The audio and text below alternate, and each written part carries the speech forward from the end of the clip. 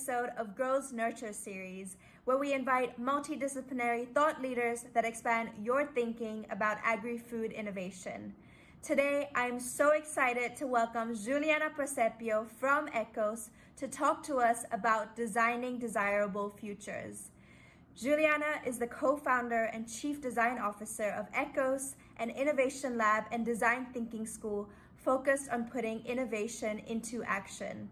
For the last 9 years, Juliana has worked to build the innovation ecosystem in Australia, in Brazil, and more recently in Portugal to foster the power of design for desirable futures. So without further ado, she's coming to us from Sydney, Australia. Let's welcome Juliana. Hello, and thank you all so much for coming. Thank you, Grow, for the invite and for the Nurture series. My name is Juliana Proserpio, and today I'm going to be talking about designing desirable futures. First things first, innovation is the desirable future happening now. And today I'm going to be dividing my chat into 3 key things: ways of looking into the future, the way how we use principles for designing futures, and activations of the futures, as in case studies. So what are these ways of looking into the future? Just think about it for a moment. Everything that you're seeing, experiencing, touching now has been designed by someone later or early in history. Our human evolution is facilitated by our ability to invent and reinvent tools.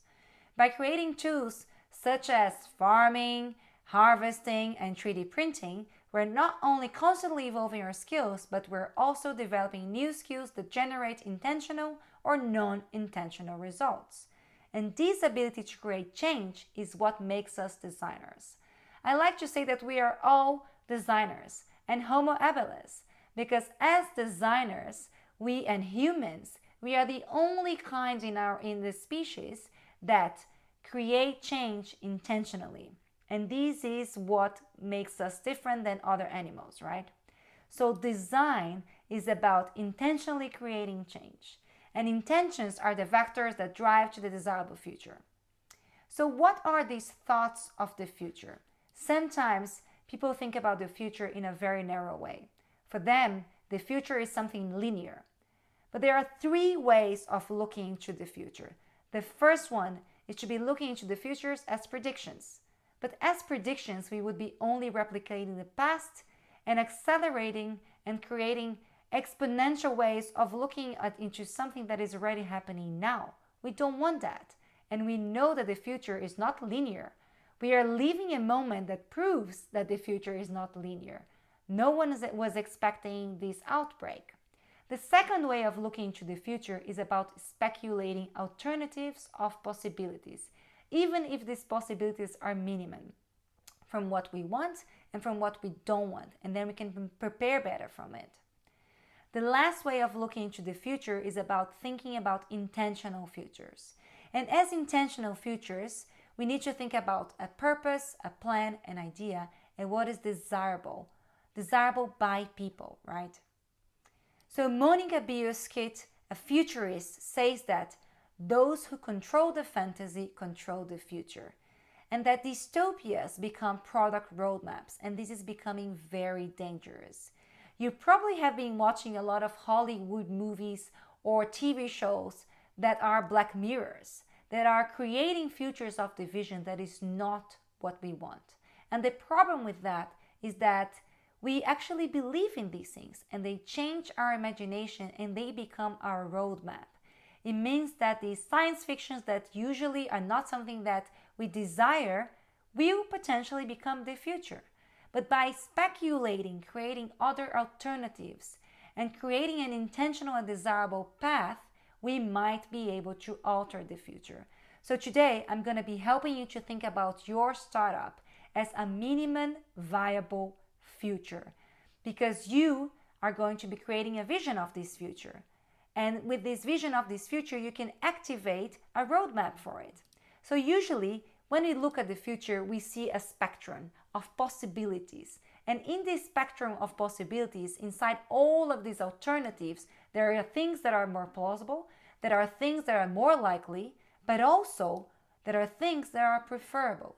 And maybe these preferable things and desirable things are not the most plausible or likely futures, because we won't be only basing our possibility of the future on trends and predictions. So when we are designing futures, we need to bring people together, bring their intentions, and mix it up with weak signals, with trends, with new technologies, and new behaviors that are emerging. So to illustrate that, I would like to share an example from the food industry. And this is what we call not a science fiction, but a design fiction. So check it out.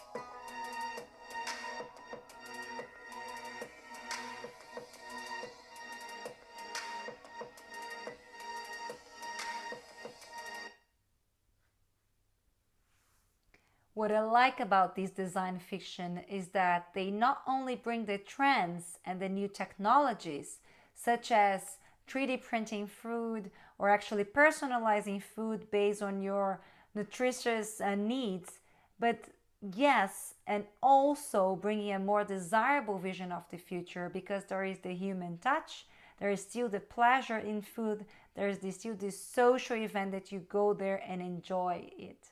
So it's interesting because they are bringing all of these elements of speculation of the future. So I'm going to be teaching you now how to create a vision of the future, how to create a desirable future.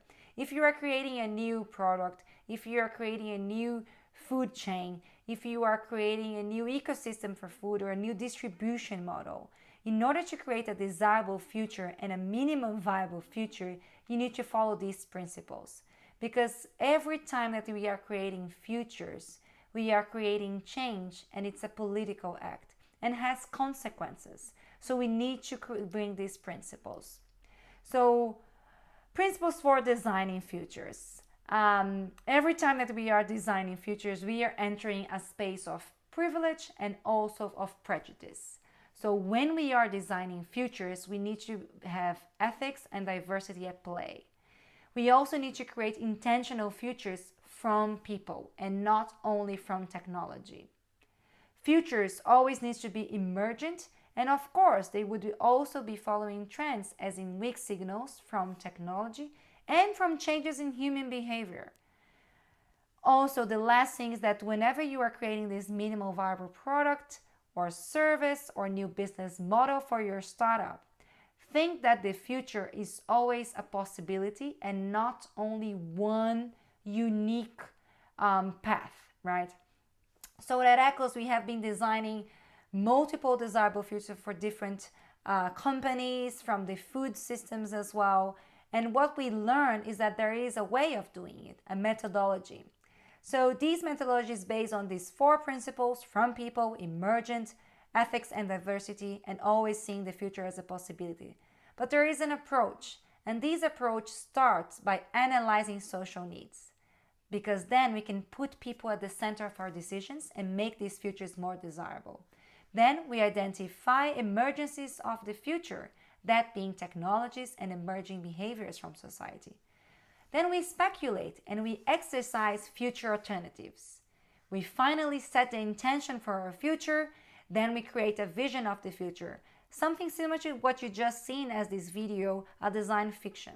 Then we show this design fiction as a video, as a prototype for many different stakeholders in the ecosystem that we're working with. And then we calibrate our future, because sometimes the construct of this future is not what people want, what they desire. So then we calibrate that. Finally, we have our vision for the future. But then we analyze, okay, this is the vision of the future, and this is what we have now as in the present. There is a gap between that. So in this gap, we identify a roadmap, these steps for designing a desirable future. And then we finally create the first experiment for the future. And this is what we call the minimum viable future. This is your first product of your vision of the future from your startup. After that, we are going to prototype, test, implement. Then we're going to be learning from it, and then we're going to be giving the second step for the future. So as entrepreneurs, as makers, as doers, as strategic teams, our role as designers of futures is that we are going to be observing the emergence as in behaviors and in technologies, and we're going to be actions and interventionists of action. We would be accelerating the time to explore and foster possible and intentional futures. This is really important because sometimes we forget that our decisions now are going to be influencing our tomorrow. So, third part of my chat, activating food futures. And I wanted to share with you 2 case studies from Echoes. The first one, we worked with Kellogg's and we were activating a future based on hidden hunger. So hidden hunger is a deficiency of one or more micronutrients in the body that is not perceived by the person or the responsible person. This happens because there is an excessive intake of calories that do not meet this nutritional need, but give the perception that the macronutrient supply is being made, mainly because of the amount of food eaten. So you all know that quantity and quality are very different, especially when we talk about nutritional support. And this problem is very common in developing communities and in Brazil, where we started this project together with the global team of Kellogg's. So the goal of Kellogg's was to fight hidden hunger in 20 years. And this is a speculative project. So as we said before, we were following this methodology where we would analyzing social needs, creating speculations, and seeing what are the emergent trends, and trying to exercise what we want to create as an intention. And then I'm going to be showing how we see this intentional future. And we created a future journal. So in this future journal, Kellogg's together with Echoes created this vision that by 2039, public health expenses would be down by 30% since the adoption of public school nutritional program. And this is something that Kellogg's will be developing together with educational systems. Then also in Latin America, the hidden hunger rate constantly are dropping and reaches developed countries levels. This is the intention, right? But then as designers, we need to activate the future. We need to create quick wins. As in quick wins, we need to understand what would have to be true in order to get to this desirable future. And this is the roadmap we developed together with them. And then in the point 3, there is the actual product launch. So we were facilitating and speculating this desirable future. And then we needed to create this product launch. What would people say and understand about this product launch? Is this something that is desirable? So with that, we started to create and design this strategy and the territories. We created 4 different products that would be bringing nutritional food, hidden nutritional food. So to fight hidden hunger, we would be creating hidden nutritionist food. So we created these 4 speculations of products because what we learn from the human behavior is that in these developing countries such as Brazil, there are many moms that are alone and they work full time. So usually they need to leave their kids at the childcare or with friends and family. And they cannot cook from scratch. So it means that they have to have something that it's a takeaway food, right? But this takeaway food needs to be very nutritious. So we created this hidden nutritious food and we gave it to them so they could prototype, test, and give their feedback so that we can create together with the people who will be using this in the future, a desirable future. So the results of this project is still being developed, but they are articulating this future vision together with this multiple industry and working as an ecosystem. That is why it's so important to work with desirable futures, because then you can see the whole chain. Another project that we developed, and this was developed actually at the School of Design Thinking, echoes the School of Design Thinking. So the founder of Appetite was one of our participants in our courses. And Appetite is a very interesting business model because Appetite works with local communities, something that is really important, especially nowadays. Of course, we're going to be continuing to remain global, but local communities are becoming stronger. And Appetite bases their product on something very interesting, is that people sometimes don't want to have delivery only from restaurants. They also want to eat local food and they want to support local chefs. So basically, Appetite brings these local communities together by connecting local home chefs with local people that wants to eat homey food. And it's interesting that with that, they are activating and accelerating a desirable future of being more local within the food system. So the role of design in designing futures is very interesting because there is the thinking part and the articulation part where we're dealing with a complex problem, where we're contributing to systemic engagement and change, where we're using empathy, collaboration, and experimentation, where we are fostering the construction of this intentional future and bringing the community together. Because whoever is part of this future needs to be part of the construction of this future. Otherwise, we're going to be using our privilege to create these futures. So never forget whoever are your partners, your peers, your end users when you are creating a product, a service, or a future for them. Then the role of designing futures is also about the design doing part, where we're making the ideas tangible, where we are contributing to the new shape and platform for the human interaction. So in your startup, don't only think about your product. Sometimes we make this mistake. Also think about the service that is surrounding your product, all the touch points of your interface or product with the final user and partners. Lastly, design helps you to translate solutions easily and make them accessible regardless of the platform and the technology. So to finalize, remember that your startup is a minimum desirable future. And design can make your minimum viable product that you're usually learning about to become a minimum viable future, or even better, a minimum desirable future. So what is your desirable future as a startup, and what will be your first product to activate this desirable future? So as Fei Fei Li said, we have time to fix the future, but we need to do it now. Thank you very much.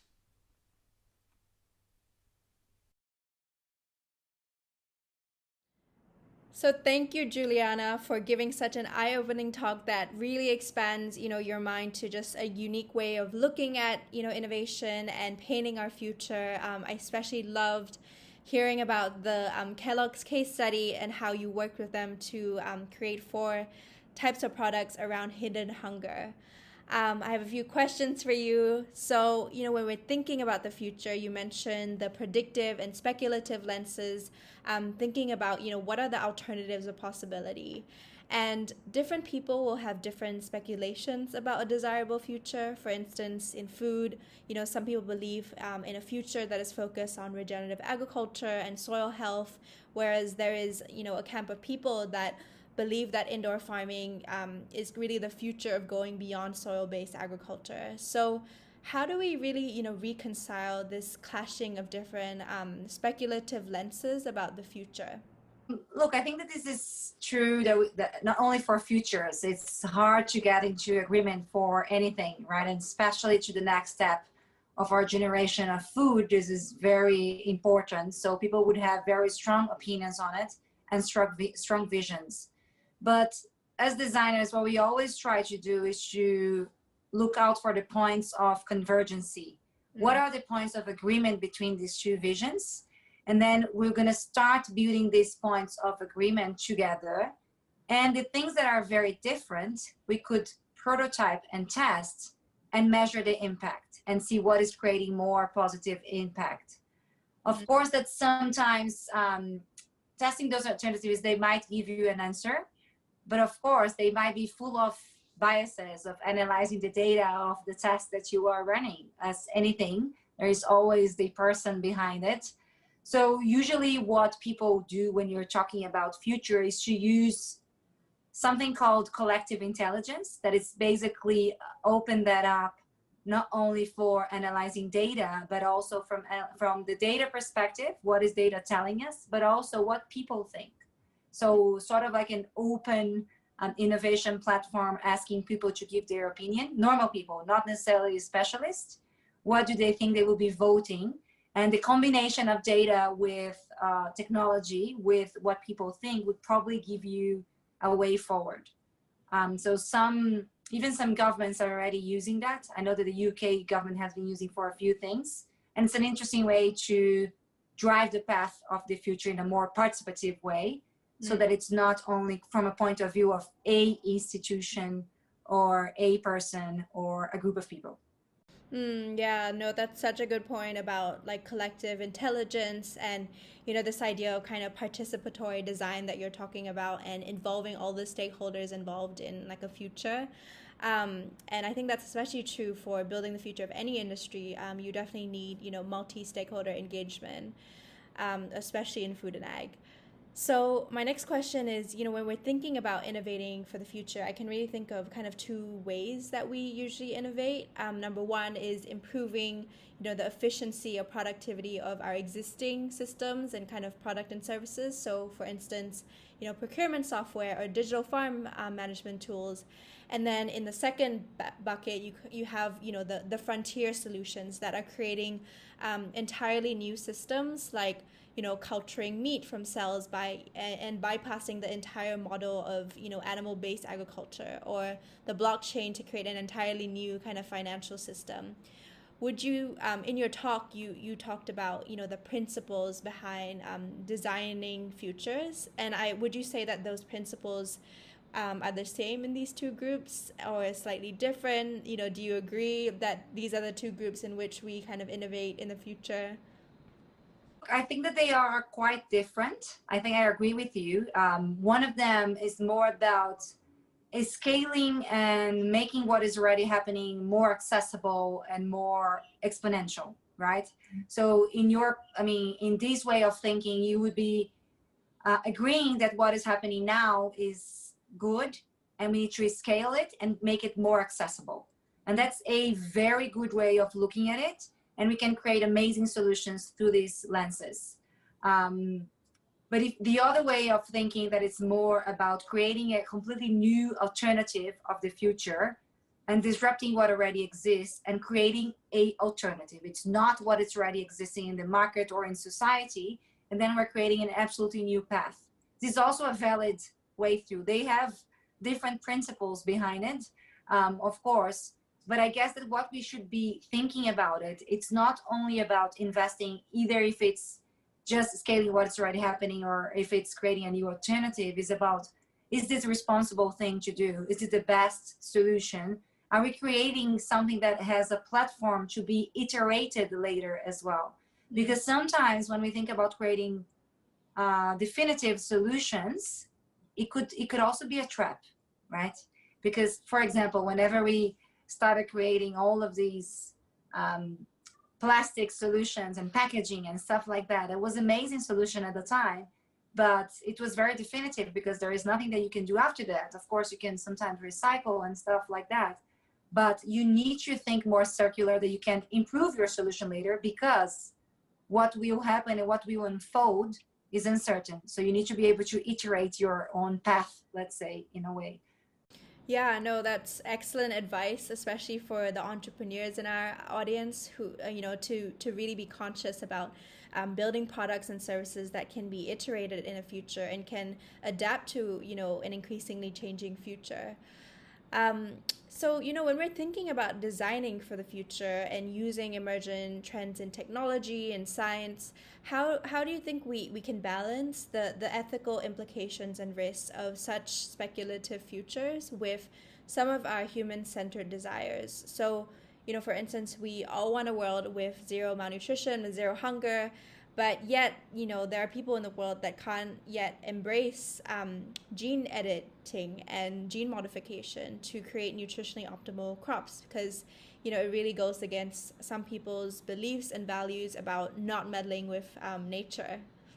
Look, I don't have a straightforward answer to that because this is a big question, but I would like to refer to something that is I heard, and I'm actually reading quite constantly about designing with ethics. So there is a report from the Ethical Center here in Australia, and it's called Ethical by Design, right? And what they say that I think it's interesting for entrepreneurs to think about it whenever they are creating a new solution and embedding technology and creating disruption and doing something that you have never done before, is that yes, we need to be at the same time always pushing the boundaries and trying to move forward, but also we need to think about they call it this principle, ought before you can. So using this technology is the use of this technology. The fact that we can do something means that we should be doesn't mean that we should be doing something or not. And I think again, the way how I would move forward with those things is always through collective intelligence and through testing in a minor scale. I think that these things sometimes, and I heard that you probably have been hearing that a couple of times, that we test so much pharmaceuticals and we have such a long process of approval with pharmaceuticals, and we don't have the same with technology and food. Maybe we should, right? Maybe there would be a way. This might be some answer. The other principle that they bring is called the net benefit. Can we maximize the good instead of the bad? How can we rethink our solutions in order to maximize these goods? And the other way that I think it's important whenever we are deciding to move forward is about the accessibility, like you were saying. What is going to be maximizing good now and in the next 100 years? And I think the last principle for us to think about those things, it's not only being focused on human-centered design, but also designers and entrepreneurs specifically should be thinking about life-centered design. It's not only about humans. We are living in an age.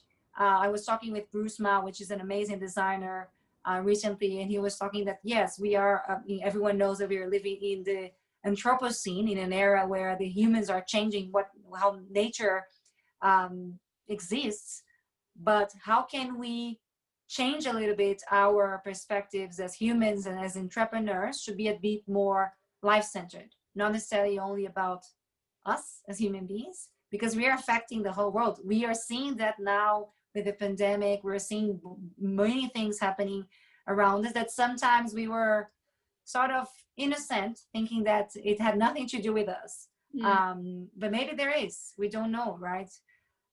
So I guess that I don't have a definitive answer to that, but we need to be more conscious in our decisions. We need to bring in collective intelligence and test and iterate so that we can get to the optimal solution that we can iterate later. No, that's really great advice for especially a lot of the entrepreneurs that we work with at Grow, getting them to constantly, test and validate their assumptions about the world, about their customer, about their product or service. And you raised a lot of big questions, which are understandably big, but, really important to constantly think about as we build and innovate for the future.